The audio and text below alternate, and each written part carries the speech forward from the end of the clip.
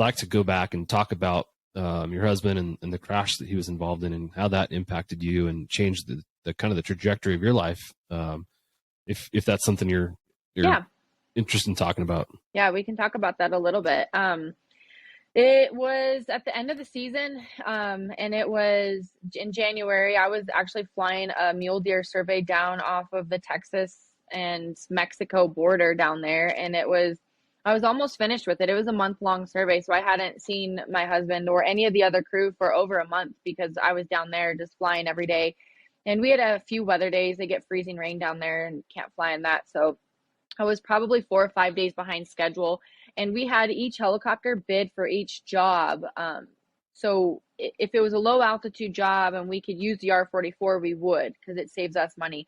If it was a high altitude job, we'd fly the 500. So he was waiting with his capture crew on the R-44 that I was using to do a job up in Washington, actually really close to home in our home hangar. And so he was up there, and I was like, I probably have 2 or 3 more days and I'll be heading that way. And he's like, well, I'll just start this mule deer job up here at home, and we'll just use the 500, which we'd essentially lose money on it. But if you capture enough, we could have broke even. So there's a little bit of pressure, on both sides, of what we were doing. And it was the end of our season. We would go hard every single day in our season. If it was blue sky, we were flying. And if it was the end of the day, I was doing payroll or I was doing invoicing, so we went hard in our company. And I was down in Texas, and towards the end of my shift, and I got a phone call from the gunner at the time. And the employees probably saw me as like the mother hen, because Blake was always a nice guy and I was always the mean. There was always like, Jekyll and Hyde. And so I always had to be like, no, you can't do this. No, you can't do that. And Blake was always the nice guy. He was like, oh, she's just trying to run the business, And this gunner was always kind of a pain in my ass. And I will say that. But he and Blake, and then at the time, my 19-year-old cousin was with us, working for us too. He loved working with us. He loved the wildlife. He loved the flying. He fit into our company so well. And they were capturing, and I was down there finishing up, and I got a call from the gunner, and he just said, there's been an accident. And then he hung up, and then he's like, there's been an accident and it's bad. And I'm like, well, what do you mean? Like, how bad? Did you call 911? And he's like, no. And I'm sure he was stressed at the time and in shock. And I'm like, well, call 911, and now I'm kind of starting to panic. And we had this thing called spider tracks that tracks the helicopter. And I remember looking at it and like looking at the last ping. And, when you watch like Flight Radar, you see a helicopter come in and it's like 50, 40, 20, and then it'll be like 0 knots for a few times because the helicopter's still on while you cool the engine down. Well, it like cut out at like 57 knots. And you could see the tracks. It was all over the place. But when you chase deer, it's all over the place. And so I looked at that, and then I knew it wasn't good. And so I called 911. I didn't know what else to do. So I called 911, and I'm sitting at this airport in the middle of Texas. And I called 911, and they're like, we're sorry, ma'am. You got to call in the county that it's happening. And I'm like, you can't transfer me or help me in any way or look this up, And they're like, no, we can't help you. And so one of our good friends in town was the fire chief out there. And so I called him, and I was just, now that I knew it was bad. And he's like, I will go. And I'm like, drive out there. And, this is their fuel load that they had, and, kind of freaking out. And I said, send the life flights. I don't care if we have to pay for 3 life flights to go out there and they're all fine, just send them, because I don't know. And so, there was 2 life flights that got sent, and then 1 was turned around, and then my husband was actually the only one that was transported in the life flight.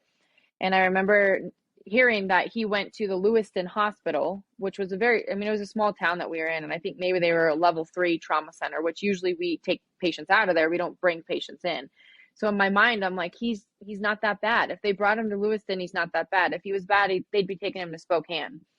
Well, come to find out that he wouldn't have made it to Spokane. He was in such bad shape that they were just trying to get him to any hospital as soon as they could. So, and that's when you get the phone call. Then I get the phone call of, your husband's suffered life-threatening injuries and we need you to be here immediately. They won't tell you much. It's very vague. It's just, you have to be here to make these decisions. And because I was his wife, you're in charge of making all these decisions. The first decision was we need to drill a hole in his skull to put in a drain tube so his brain could swell. He had broke both legs and his arms, and he had lost a few fingers. And then the worst of it was his traumatic brain injury. And so the feeling of being thousands of miles away was the most helpless feeling in the entire world of I need to be there. Like I need to be right by his side. To the point where I almost got in the R-44 and started flying.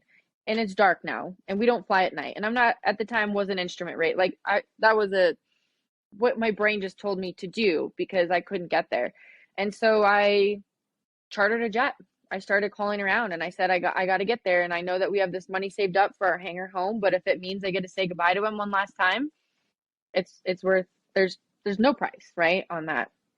So, one of my best friends was there driving fuel truck for me at the time, and his name is Adam Goat, great pilot, a great friend of mine, even to this day, one of my best friends. He definitely kept me sane. He kept me level headed and helped me get the jet chartered. And of course, they won't do anything until you know, wire the money, which, you know, for me, I'm just like, we have the money. I just get me there. Yeah. And then the pilots have the call out, and, you know, I felt like forever. And then the jet came in to come and land at this tiny airport, and he did a go around, and I was gonna lose it, you know, but it was a small runway. And so we loaded up on the Learjet. Not really how I thought I would charter my first jet. You know, usually Yeah. it's something bougie and tropical, and it wasn't that at all. It was one of the worst flights of my life, and everybody had found out about it at that time. And at that point in time, right before I got on the jet, I remember my it was like this. It was some police officer. I don't know.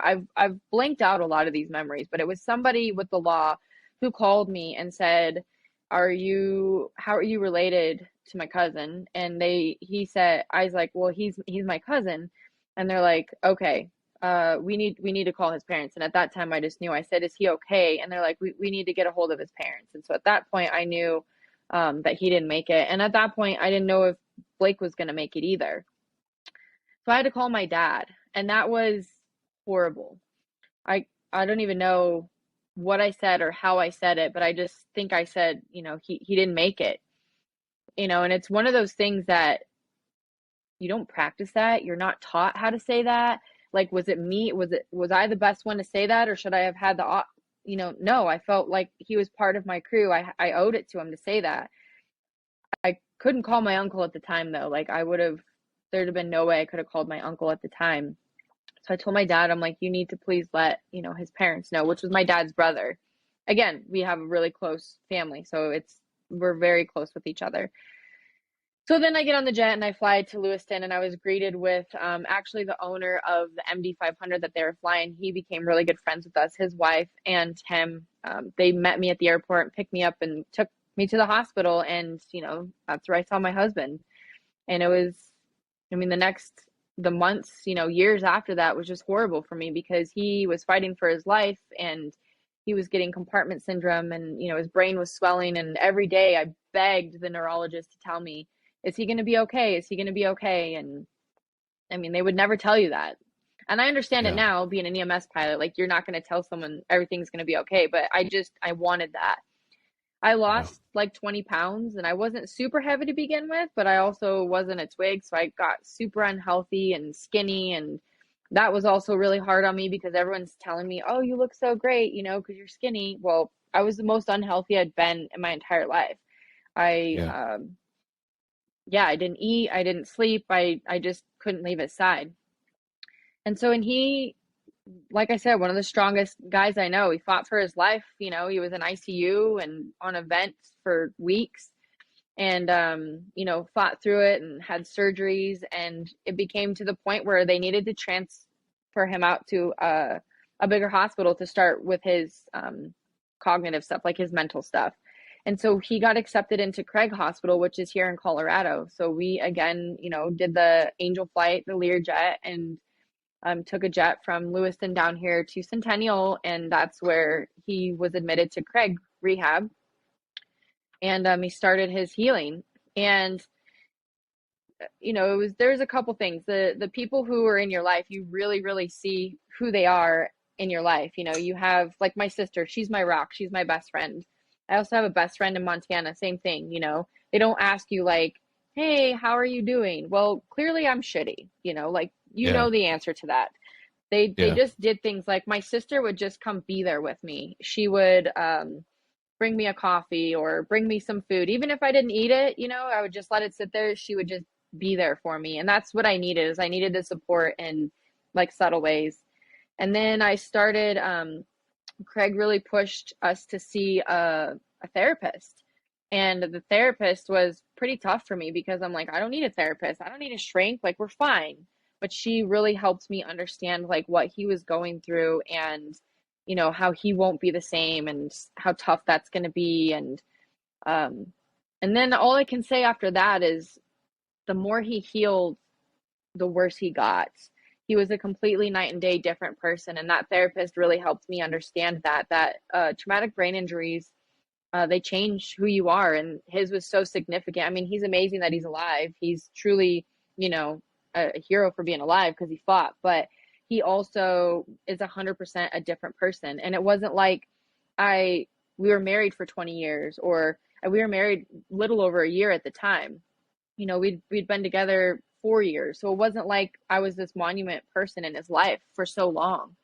And so he was just night and day different, and it just became super difficult because he was very spontaneous and he had a temper, and it just wasn't conducive for where we were going. He was spending our money, and then it was tough because you know I had power of attorney, but you know it was just it got messy. And so Hmm. yeah, I felt like my life had been ripped out from underneath me, and I didn't have a job, and lost my husband, and lost my company, and lost my cousin, and lost all these things in my life. And so I said, I'm never flying again. I'm never gonna fly. I'm not gonna do this. I'm not gonna do a career where everything can be taken away, you know, at the drop of a dime. And probably what you were gonna ask is what caused the accident is we later found out that the net had actually struck the tail rotor. So one of the Mm. weights on the net had gone back and had sheared it off the gearbox. And so 50 feet above the ground, you know, the 500, it just spins. And I mean, even the best pilot couldn't have flown out of it. Because I know if it had been, if Blake had been able to fly out of it, he would have. Yeah. But he didn't. My cousin died on impact, which is a little bit I mean, it's hard for me to think about that because he was 19 years old and full of life and like a little brother to me. You know, he was Yeah. hilarious and funny and a go-getter and just had the world in his palm. And I will always remember him like that though. The hard thing about Blake is he changed and like who I know him as now is not the man I married. And that's why we're not together. But my cousin, you know, he loved what he did and he rode dirt bikes and that's how I'll always remember him. It's just a 19-year-old goofy kid. Um, Yeah. but yeah, so the FAA does their investigation, and when Blake was in the hospital, you know, you're getting the FAA call you NTSB and investigators and lawyers and attorneys and people who aren't your friends who are reaching out to you, and then people saying, "Oh, it's your fault," and you know, like everything you can imagine happened in those times and in my life, and I just wanted him to be okay. You know, I just wanted him to be all right. Yeah. Last thing you cared about was the FAA's Yeah. investigation, the NTSB, or anything else. Yeah. I had enough of the right people around me who said, just hire an attorney, you know, call an attorney and let them hire this stuff for you, which I'm like, why do we need an attorney? But it was the best advice I'd ever gotten because, I mean, she had no emotions in it. She wasn't looking to make money off of me. She was just looking to save me from saying or doing something that out of ignorance, I just didn't know, you know, that I wasn't going to come back and haunt me because there's always lawsuits. There's always insurance companies who fight. And yeah, definitely kept me safe and looked after me. The FAA investigator, her name was Samantha also, which I haven't met a ton of Samanthas, but she was awesome. And she would always call me and say, "Hey, is now a good time?" And there's times where I was like, "No, it's not." Well, the FAA doesn't care if it's a good time for you usually, but she was so kind in the way that she was like, "You tell me when is a good time to talk. We need to talk, but you tell me when you're in a good frame of mind." And I respected that a lot of her because it was tough to talk about. Yeah. So yeah, cried about it for a while, and a long while, I had bad sleeping habits and drank too much and started smoking cigarettes. I would be out at the hospital at nighttime, and I would just set it on this park bench and I would just smoke cigarettes, and I didn't even really like them. I just did it because I felt something. I didn't know quite what I felt, but I felt like I was doing something. Um, yeah, pushed everybody away, and it was a tough time for me, like a really, really dark, tough time. And what am I going to do with my life? Like, where am I going? What am I going to do? And I had a good friend of mine who actually was the same pilot who flew my sister. And he's like, you should come to Heli Expo this year and you should apply to be an EMS pilot. And with what had happened to my sister at that point in time, it just felt like the right thing to do at the right time. I didn't have my instrument rating though. And so I went to HeliStream in California, and that's when I started flying again. And even just the sound of that, the engine starting, it was like triggered. It just triggered because in my mind, it was like, how can I go fly when Blake may never get his medical and fly again? Or I wonder if this is the last sound that my cousin heard. Was this the turbine, like, like, Yeah. I wonder what Right. they thought that day. And like, you just can't turn your mind off. So the fact that I had to go get a rating was probably really good because I was with somebody at all times, Yeah. flying, and it was super tough. It was really tough because I was going through a divorce and money and splitting everything, and I wanted out. I wanted to be done with it, and I wanted to move on. Got my instrument rating and then went to Heli Expo that year, and I'd never been able to go to a Heli Expo, so it was a pretty cool time in my life to be able to go. And I had three interviews, one with Transair, or not Medevac, I forget. There's one in Texas, one with Air Method, Mid-trans. MedTrans, yep, MedTrans, Air Methods, and then Reach Air Medical. And I was for sure I was going to go with Air Methods because they had the most bases in Colorado, and they flew the cool green 407, the XP, and I wanted to do that. And I did the three interviews and had three job offers, but the management in Reach was phenomenal. Vicky Spediacci, she's one of my huge role models, very humble, very business-like, very professional. She was there, and I got to meet her, and I just felt like she cared about my what I wanted to do and my goals within the company. And at the time, I think there was only like 3 or 4 Reach bases in Colorado, so I knew it was going to take me a long time to get there, but I felt, I don't know, I just felt comforted in, her and the company. And Mark Sicali, he's the director of ops to this day. I mean, he was another huge person in getting that job there, that I just said, it just feels right. It's just that gut feeling that Yeah. feels right. So yeah, I took my job offer with Reach, and yeah, it saved my life. I mean, they didn't really know much about my accident or what had happened. I didn't really want them to know because I couldn't even talk about it, let alone, Yeah. in my mind being like, am I fit to fly? Am I safe to fly? I'm going to see traumatic things. Am I okay? Am I okay to do this? And I didn't know. I didn't know if I was Yeah. going to be okay. But yeah, I remember my first day coming to the base here. So my sister's been at this hospital. Not only did she fight for her life, now I'm doing what they flew with my husband. There's so many emotions. And the crew was just welcoming and, thankful I was here, and they were happy. And it was like, they truly want me here. Like, I'm going to come be here at 7 o'clock in the morning, and I have a reason to get up and a reason to go to bed and a reason to be here. And that was that turning stone for me where, that I just fell right into place, and, it was just where I was That's supposed to really be. cool. And like to this day, I mean, I love my job, as you see on my Instagram, right?